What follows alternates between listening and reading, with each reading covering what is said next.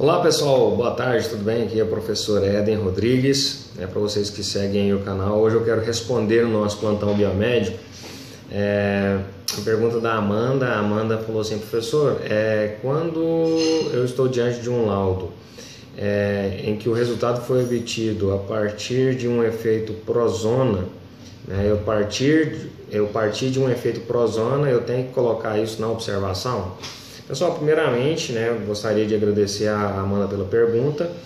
É muito gratificante essa troca de informações, e a mesma dúvida que a Amanda pode ter, todos os outros profissionais podem ter sem problema nenhum.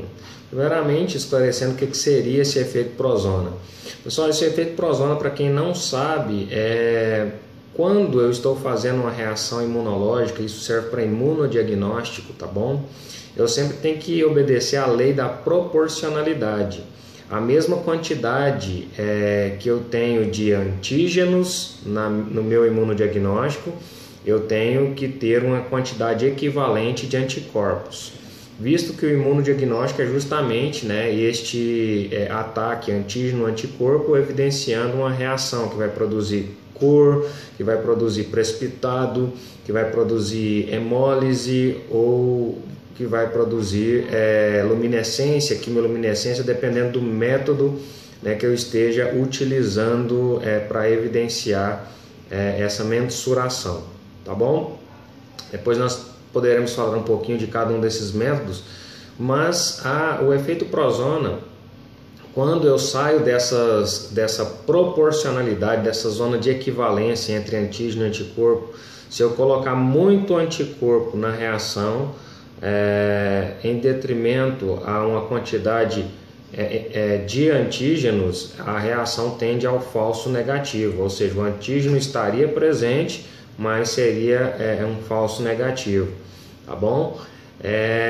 Isso acontece muito em tipagem sanguínea, Por exemplo, as pessoas não obedecem à lei da proporcionalidade, 50 microlitros de sangue para 50 microlitros de anticorpo, anti-A, anti-B ou anti-D, tá bom? Ou anti-H no caso de uma determinação de falso O.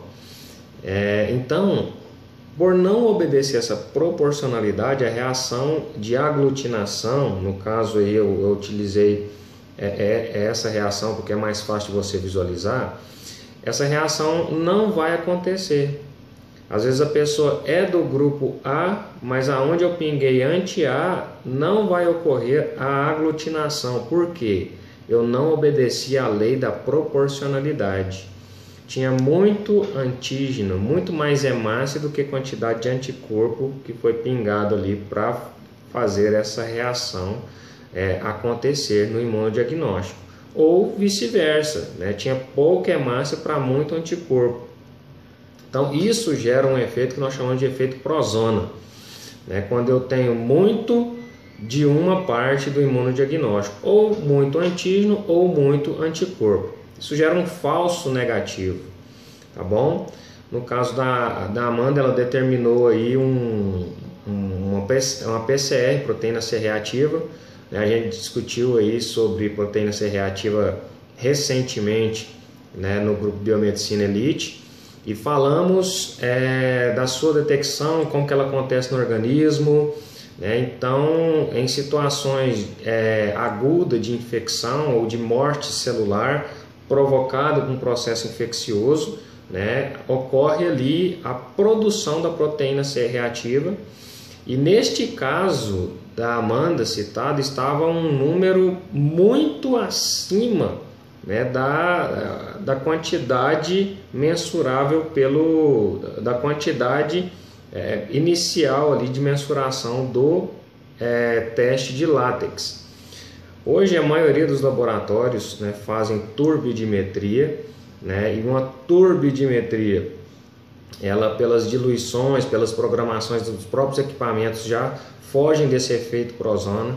Mas se você trabalha com testes de aglutinação, esses testes sofrem muito o que nós chamamos de efeito prozona, que é o falso negativo. A PCR estava ali presente, né? A proteína C reativa estava presente em grandes quantidades na amostra, né? E o soro puro, né, mais o látex sensibilizado com o anticorpo de captura, anti-PCR, não reagiu, porque tinha muita proteína para pouco látex com anticorpo.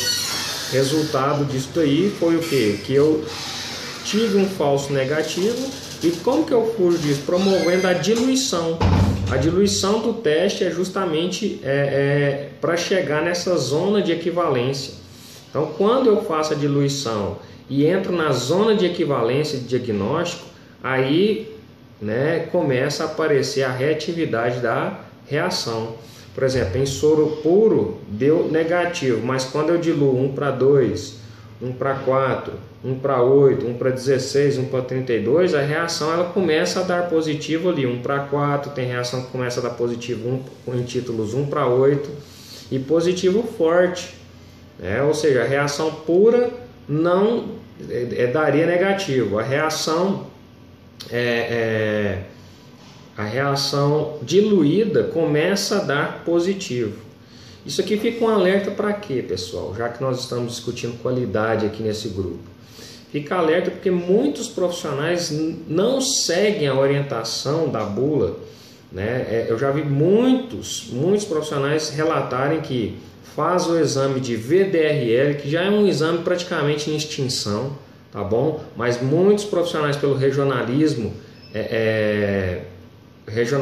clínico, né, acaba tendo que fazer esse tipo de determinação, tá bom? Acabam sofrendo com falsos negativos se não observar. Eu nunca posso soltar um teste de diluição e um teste de aglutinação sem antes conferir a sua diluição, pelo menos até 1 para 4 ou até 1 para 8 no caso, né? Eu já vi casos tão positivos que a primeira diluição positiva foi 1 para 8. Então, assim, o que a gente recomenda é sempre nos testes de aglutinação, faça puro e faça diluído, pelo menos 1 para 5, né? 1 para 8, 1 para 4, 1 para 5. Faça essas primeiras diluições porque são essenciais para evitar-se o efeito chamado de efeito prozona. Tá bom, pessoal? Então, o efeito prozona ele é real, né? Ele atinge principalmente quem trabalha com metodologias de aglutinação em látex, aglutinação direta, aglutinação indireta, tá bom?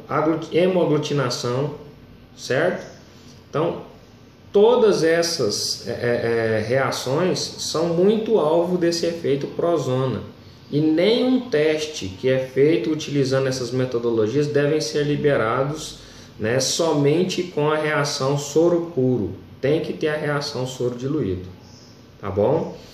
É por isso que a diluição inicial para toxoplasmose num teste de hemaglutinação ou de Chagas já começa com a diluição inicial, tá bom? Ninguém coloca ali um soro puro, sempre tem aquele diluent sample ou diluidor de amostra.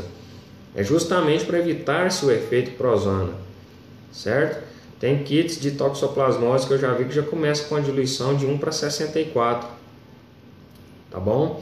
Então, assim, nunca solte VDRL, né, ou látex sem antes, com resultado negativo, sem antes fazer a diluição, porque você pode estar diante de um efeito prozona.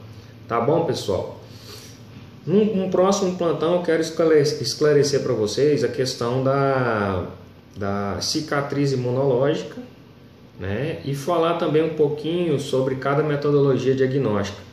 Eletroquimiluminescência, falar o que é a quimiluminescência, porque são metodologias que nós utilizamos todos os dias e todas as metodologias apresentam seus prós e os seus contras. E como diz os grandes mestres, né, a gente sempre tem que saber os prós e os contras para sair das mais diversas situações em que a análise clínica pode nos expor durante o momento do serviço, durante o momento do exercício da profissão. Tá bom, pessoal? Um grande abraço. Espero ter esclarecido o efeito Prozona para você.